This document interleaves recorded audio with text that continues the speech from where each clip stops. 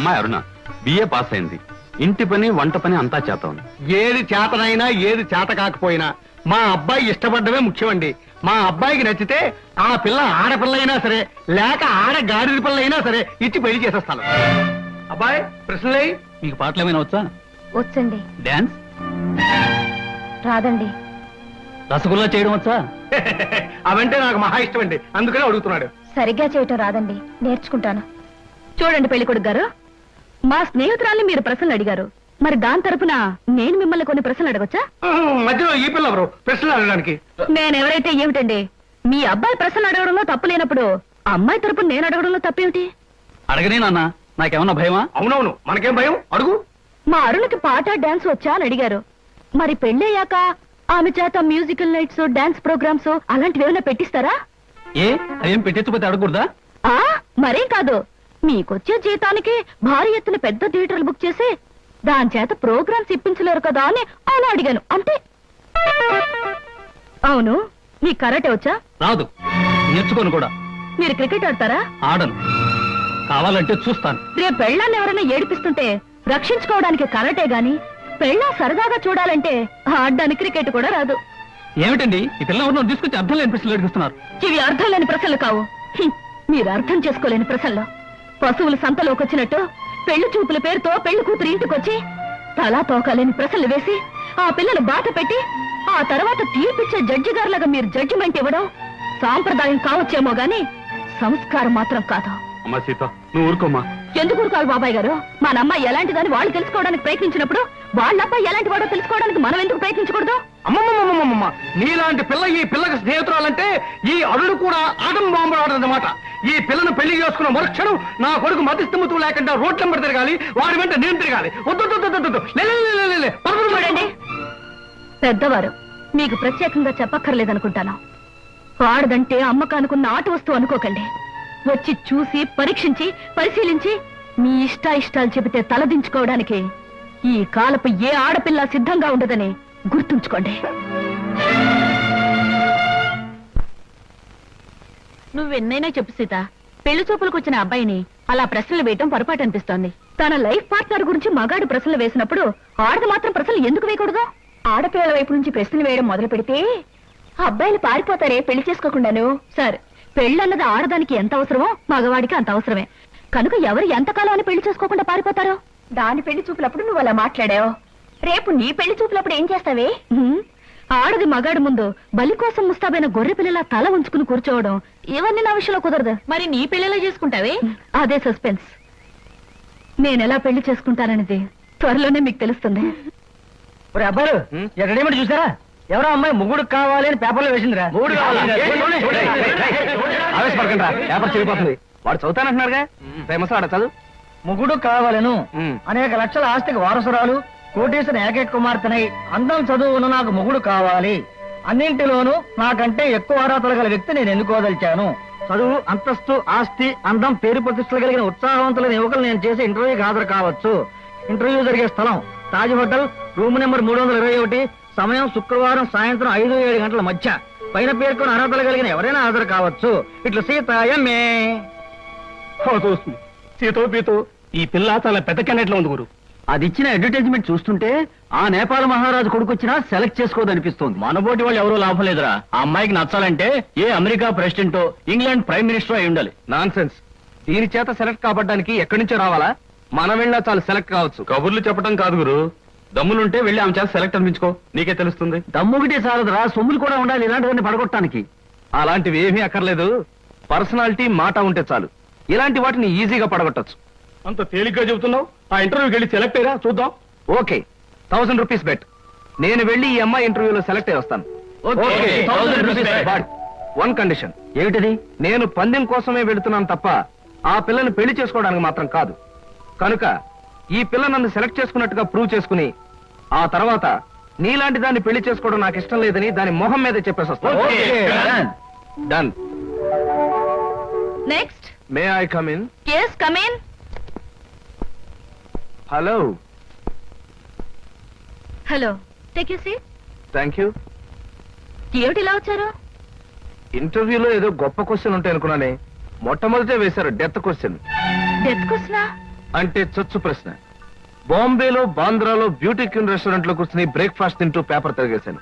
అందులో మీ interview advertisement చూసి interesting గా అనిపించి కలెక్టా ప్రోగ్రామ్ క్యాన్సిల్ చేసుకుని ఇక్కడికి వచ్చాను. ఇక్కడికి వచ్చిన వ్యక్తిని ఇంటర్వ్యూకే వచ్చాను తెలుసుకోకుండా ఎందుకు వచ్చారని అడగటం డెఫినెట్ గా డెత్ క్వశ్చనే. I correct? Yeah you are correct. I'm sorry. మీరేం చేస్తుంటారు? ఏం చేస్తుంటారు అనే కంటే ఏం చేయగలరు అని అడగండి. ఎందుకంటే నేను చేయలేదంటూ ఏమీ లేదు. స్టేట్స్ లో టెక్స్టైల్ బిజినెస్, జపాన్ లో ఎలక్ట్రానిక్ బిజినెస్, స్విస్ బ్యాంక్ లో మనీ ట్రాన్సాక్షన్, ఇంగ్లాండ్ లో ఎక్స్పోర్ట్ బిజినెస్. ఐఎమ్ సారీ, నా క్వాలిఫికేషన్స్ అన్ని చెప్పాలంటే ఒక ఫుల్ డే పడుతుంది. By the by, my name is Krishna.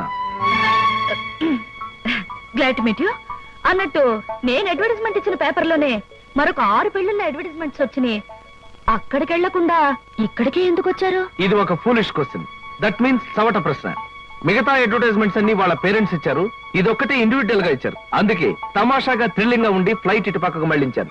ఆహా, మీకు ఏ భాషలు వచ్చా? నాకు చాలా వచ్చు అనుకోండి. ఇంతకీ మీకేం వచ్చో చెప్పండి.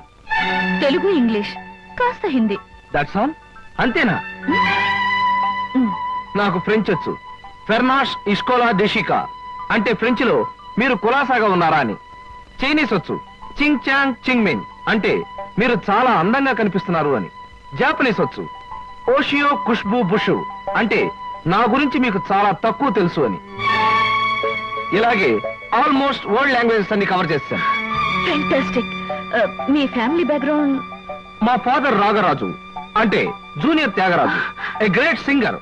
ఆయన అమెరికాలో ప్రోగ్రామ్స్ ఇస్తూ ఉంటే లండన్ నుంచి దొరలు స్పెషల్ ఫ్లైట్స్ లో వస్తుండేవారు. ఇక మా mummy Bombay ladies federation secretary, Delhi social service league president. ఆవిడ a lady in the society, tomorrow's woman అనే పెద్ద పెద్ద గ్రంథాల్ని ఏమీ తోచప్పుడు రాసి పారేశారు. వాటిని మిగతా భాషల్లోకి అనువదించారు కూడా. ఐ మీన్ ట్రాన్స్లేట్ చేశారు కూడాను. మీరు చదవలేదా? ఇక మా బ్రదర్ ఐఏఎస్. వాడు పుస్తకాల్లో పుట్టి పుస్తకాల్లో పెరిగి ఫ్యూచర్ లో పుస్తకాల్లోనే చావచ్చు. అంతలా స్టడీ చేస్తుంటాడు. మీ ఫ్యామిలీ బ్యాక్గ్రౌండ్ నాకు నచ్చింది. మీరు కూడా నచ్చారు. All right. కాకపోతే పెళ్లి కొడుకుని ఇలా సెలెక్ట్ చేసుకోవడంలో మీ ఉద్దేశం ఏమిటి? ఈ డ్రెస్ చాలా బాగుంది. ఎక్కడ కొన్నారా? 6 డజన్ షాపులు తిరిగి తిరిగి కష్టపడి మరీ సెలెక్ట్ చేసుకున్నాను. బాగుండక ఏం చేస్తుంది? ఆఫ్టర్ ఆల్ 6 months కట్టుకుని అవతల పారేసే ఒక డ్రెస్ కోసం 6 డజన్ షాపులు తిరిగి ఎంతో కష్టపడి సెలెక్ట్ చేశానంటున్నారు. అలాంటిది జీవితాంతం నేను కట్టుకునే భర్తని ఇలా సెలెక్ట్ చేసుకోవడంలో తప్పే ఉంది. మీరు చెప్పింది రీజనబుల్ గానే ఉంది. కాకపోతే నేను కూడా అమ్మకానికి పెట్టిన బొమ్మను కాదు, సంతలో ఉన్న జంతువును కాదు, షాపులో ఉన్న షర్టును కాదు. కనుక మీరు సెలెక్ట్ చేసుకున్నా నేనెందుకు ఒప్పుకోవాలి? మిస్టర్ కృష్ణ, మీరు పొరపాటు పడుతున్నారు. ఈ భర్తల సెలెక్షన్ అనేది పురాణాల్లో ఉంది, పురాతన కాలంలోనూ ఉంది. స్వయంవరంలో సీత రాముణ్ణి సెలెక్ట్ చేసుకుంది, ద్రౌపది అర్జునుడిని ఓకే చేసుకుంది. ఇంకా ఇవన్నీ చెప్పి మిమ్మల్ని బోర్ కొట్టించడం ఎందుకు? You are selected. ఆ పిల్ల నన్ను సెలెక్ట్ చేసుకున్నట్టుగా ప్రూవ్ చేసుకుని ఆ తర్వాత నీలాంటి దాన్ని పెళ్లి చేసుకోవడం నాకు ఇష్టం లేదని దాని మొహం మీదే చెప్పేసి వస్తాను. Thank you Sita. నిజంగా నిజాయితీగా మీరు నన్ను ఇష్టపడితే I like you. I love you. నిజంగా ఈ ఇంటర్వ్యూలో మనం ఒకరి గురించి ఒకరు పూర్తిగా తెలుసుకోలేదేమో అనిపిస్తుంది. మళ్ళీ మళ్ళీ మనం కలుసుకోవాలి, ఒకరిని గురించి ఒకరు తెలుసుకోవాలి. షూర్. రేపు నైట్ ఫ్లైట్ కి నేను ప్యారిస్ వెళ్ళాలి గనక రేపు ఈవినింగ్ నెహ్రూ పార్క్ లో మనం కలుసుకుందాం. ఓకే? Okay, bye. బాయ్. నేను అనుకున్న విధంగానే అందరికంటే గొప్పవాణ్ణి స్వయంవరంలో సెలెక్ట్ చేసుకున్నాను. That is Sita. రేఖలు మృదువుగా మెత్తగా మలయమారుతరాగల్లా ఉన్నాయమ్మా. మీలాంటి సంగీత సాముద్రిక నిపుణులు నా చేతిని పొగడారంటే అది నాకు గర్వకారణమే. నాకు ఒళ్ళు మంటే కారణం. ఏమయ్య శంకరయ్య, జాతకం చూస్తానని చెప్పి దాని చెయ్యాల పిసికేస్తావేటి? రేఖలు కొట్టొచ్చినట్టు కనిపించాలంటే ముందులా పిసకాలయ్యా. సరే చూసి. ఆహా, నీ శృంగార రేఖ బంగారంలా మెరిసిపోతుందమ్మా. శృంగార రేఖ? అలాంటి రేఖ చేతుల్లో ఉంటుందని నేను ఎక్కడ వినలేదే. అది నీ అజ్ఞానం. జోత్సుల జోగేశ్వరరావు జాతక పుస్తకంలో దాని గురించి విపులంగా రాశారు. ఆయన ఎవరు? మా బాబాయ్. చూడండి, చూస్తాను. నీకు ధనరేఖ దివ్యంగా ఉందమ్మా. ఆయుష్య రేఖ అద్భుతం. సంతానం ఎంత ఉందండి? ఇద్దరు నేర్చుకో. వాళ్ళు కూడా కవల్. జై విజయాన్ నామకరణం అడ్వాన్స్ గా ఫిక్స్ చేసేసుకో. లేదా కాఫీ కాంబోజ్ లాగా అన్నా కూడా బాగానే ఉంటుంది. చాలా సంతోషం అండి. సంతానం గురించి చెప్పిన మీకు నేనేమి ఇచ్చుకోగలను? నువ్వేమి ఇచ్చుకోనక్కర్లేదు. నా చెయ్యి కూడా చూశాక నేను ఇచ్చుకుని ఇద్దరు వాళ్ళని తీర్చుకుంటాను. నా చెయ్యి కూడా చూడవా,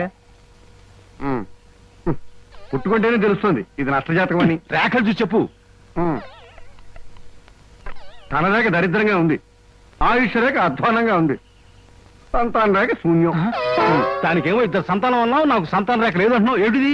ఏం లేదని చెప్పడం నా సరదా అనుకున్నానంటే ఇక్కడ లేదు లేదని చెప్పాను, అక్కడ ఉంది ఉందని చెప్పాను. అది కదయా, మీ ఇద్దరు మొగుడు పెళ్ళాను. నాకు సంతాన రేఖ లేకుండా దానికి సంతానం ఎక్కడి నుంచి వస్తుంది? ఎక్కడి నుంచి వస్తుందో ఆవిడ చూసుకుంటుందయ్యా. అమ్మా సుందరమ్మ, నీవు జాతకం చెప్పినందుకు నాకు ఏదైనా ఇప్పించావంటే మరి నేను సెలవు తీసుకుంటానమ్మా. ఏమిటి ఇప్పించేది కాదు గుడ్డు, దిక్కుమాలి జాతకం చెప్పడం నువ్వు. ఏమండి ఎందుకు అరుస్తారు? పాపం ఆయన తప్పే ఉంది, ఉన్నట్టు చెప్పారు. శంకరం గారు ఇవంతా ఉంచండి. సుపుత్ర ప్రాప్తిరస్తమ్మా, వెళ్ళొస్తాను. నమస్కారం అండి. వెళ్ళిరా.